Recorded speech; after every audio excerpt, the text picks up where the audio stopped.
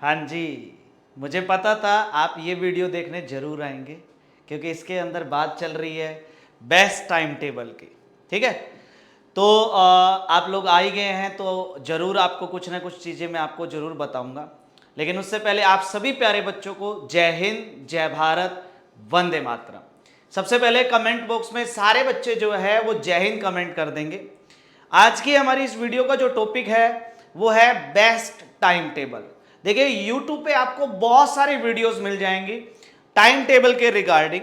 ठीक है, और काफी बच्चे ये पूछते भी हैं कि सर हमारा टाइम मैनेज नहीं हो रहा है, एक टाइम टेबल हमें बना के दे दीजिए कि कितने घंटे हम मैथ पढ़े, कितने घंटे हम जो है साइंस का पोर्शन पढ़े, कितने घंटे हम जीएस का पोर्शन पढ़े, कितना टाइम हम इंग्लिश को दें। हम मतलब मैथ और जीएटी में पूरा टाइम हमारा मैथ में निकल जाता है, जीएटी के लिए हमारे पास टाइम नहीं बचता है। तो एक टाइम टेबल बना के आप हमें दे दीजिए। एक चीज जो है मैं आपको कहना चाहता हूं, ये एक कड़वा सच है। देखिए आप कभी भी किसी का भी टाइम टेबल फॉलो नहीं कर सकते, कोई भी आपके लिए बेस्ट टाइम टेबल नहीं बना सकता, और आप कितनी मर्जी कोशिश कर लो उस टाइम टेबल को फॉलो भी नहीं कर पाएंगे। अगर कोई फॉलो कर लेता है तो वो सिर्फ और सिर्फ एक ही केस में, जब वो खुद अपना टाइम टेबल बनाता है। क्योंकि मुझे नहीं पता कि अब देखो कई बच्चा क्या होता है जिसको सुबह जल्दी उठ के पढ़ने की आदत है, किसी को लेट नाइट तक पढ़ने की आदत है, कोई किसी टाइम फ्री होता है, कोई किसी टाइम फ्री होता है, कोई बच्चा स्कूल में भी जा रहा है वो स्कूल के बाद फ्री होता है। तो अगर मैं आपको एक टाइम टेबल बनाकर भी दे दूं तो क्या पता कुछ बच्चे उसको फॉलो कर पाएंगे और कुछ बच्चे उसको फॉलो ना भी कर पाए।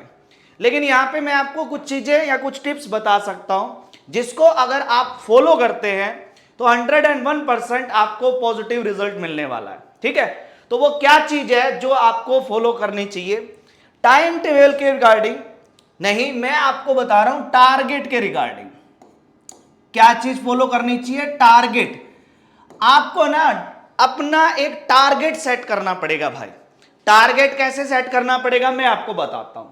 देखो मैं मैथ सब्जेक्ट की बात कर रहा हूं, तो जैसे आप मैथ का सब्जेक्ट पढ़ रहे हैं तो आपको यह टारगेट सेट करना पड़ेगा कि आपको डेली इतने क्वेश्चन लगाने ही लगाने हैं।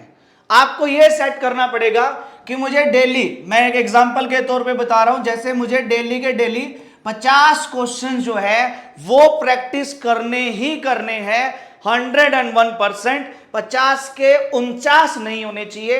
आपको एक टारगेट सेट करना पड़ेगा डेली क्वेश्चंस प्रैक्टिस की, क्योंकि जब तक मैथ एक ऐसा सब्जेक्ट है जब तक आप उसको सेल्फ प्रैक्टिस नहीं करोगे तब तक वो दिमाग में नहीं घुसता है।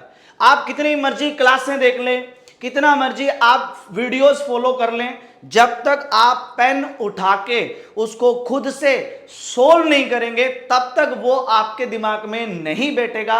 ये बात अपने दिमाग में फिट कर लो आप। तो आपको एक टारगेट सेट करना है कि मुझे इतने क्वेश्चंस एकदम बैठ के पहले 50 क्वेश्चन फिनिश करने हैं, चाहे उसके लिए 1 घंटा, चाहे 2 घंटा, चाहे 2.5 घंटा, चाहे 3 घंटा लगे। आप में से कई बच्चों का यह भी डाउट रहता है कि सर मैं जब क्वेश्चन सोल्व करता हूं मुझे टाइम बहुत ज्यादा लगता है। सबसे पहली चीज मैं हमेशा बोलता हूं, सबसे पहला फोकस आपका होना चाहिए सीखने पे।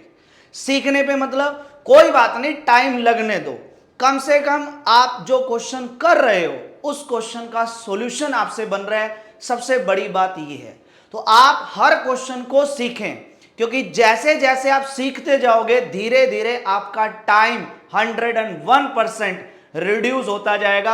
आप अपने आप समझते जाएंगे, आपको पता भी नहीं चलेगा कि कम टाइम में आपके ज्यादा से ज्यादा क्वेश्चंस हो रहे हैं, और वो सिर्फ और सिर्फ पता चलेगा आपको प्रैक्टिस से। तो प्रैक्टिस बहुत ज्यादा जरूरी है, इसको कभी कम नहीं करना है। आप जैसे आपको लगा कि पहले दिन आपने 50 क्वेश्चन किए और आपको 2 घंटा लगा, दूसरे दिन 101% 5 मिनट पहले हो जाएंगे क्वेश्चन। धीरे धीरे आपका टाइम जो है कम होता जाएगा, और फिर जैसे जैसे आपका टाइम, आपको इन क्वेश्चंस को इंक्रीमेंट भी करना है। ऐसा नहीं है कि आप 50 ही करते जाओ, फिर डेली 50, 5 क्वेश्चन एक्स्ट्रा, फिर 5 क्वेश्चन एक्स्ट्रा, फिर 5 क्वेश्चन एक्स्ट्रा, ऐसे करके आप जो है इसके अंदर धीरे धीरे अपने क्वेश्चंस जो है बढ़ाते जाना। तो कम से कम ऐसा हो कि जब आप एग्जाम तक आओ तो आप डेली के डेली 150-200 क्वेश्चन एक दिन में प्रैक्टिस कर रहे हैं। तो इस तरीके से आपको एक टारगेट सेट करना पड़ेगा।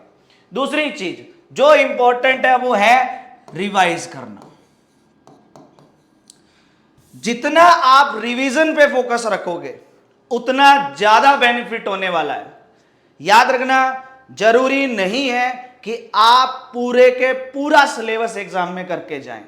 मैं पहले बोल रहा हूं, अगर आप कोई भी 16 चैप्टर 15 से 16 चैप्टर मैथमेटिक्स के कोई भी 15 से 16 चैप्टर अगर आप बहुत ही अच्छे तरीके से करके जाओ 101% आप मैथ का पेपर क्वालिफाई कर लोगे। 15 से 16 चैप्टर, ठीक है। लेकिन आपको उन 15 से 16 चैप्टर को रिवाइज करते रहना होगा। डेली के डेली आपको ऐसा जरूर करना है कि आप जो रेगुलर अभी चल रहा है वो भी कर रहे हो और थोड़ा थोड़ा आपने जो पीछे कर लिया उसको भी रिवाइज करना है। उसके लिए एक अलग से 1 घंटे का टाइम निकालो। 1 घंटे में आप जितना रिवाइज कर पा रहे हो उतना रिवाइज कर लो, कोई दिक्कत नहीं है। ऐसा नहीं है कि एक दिन में पूरा चैप्टर ही खत्म करना है, जरूरी नहीं है। आप उस 1 घंटे के ड्यूरेशन में जितना रिवाइज कर पाए हो उतना ही बहुत है। रिवीजन बहुत इंपॉर्टेंट है, आपको बार बार उस चैप्टर को रिवाइज करते रहना पड़ेगा जो आपने कर लिया। ज्यादा से ज्यादा करने का मतलब नहीं, वो एक चीज कहते हैं ना कि एक काम को 100 बार अगर आप करोगे उसमें ज्यादा फायदा है ना कि 100 काम को एक एक बार करने में। समझ रहे हैं मेरी बात? तो रिवीजन बहुत ज्यादा इंपॉर्टेंट है। तो ये चीज पे आप काम करें, 101% आपको रिजल्ट मिलने वाला है। तो आज की ये वीडियो आप लोगों को कैसे लगी कमेंट बॉक्स में कमेंट करके आप लोग जरूर बताएंगे।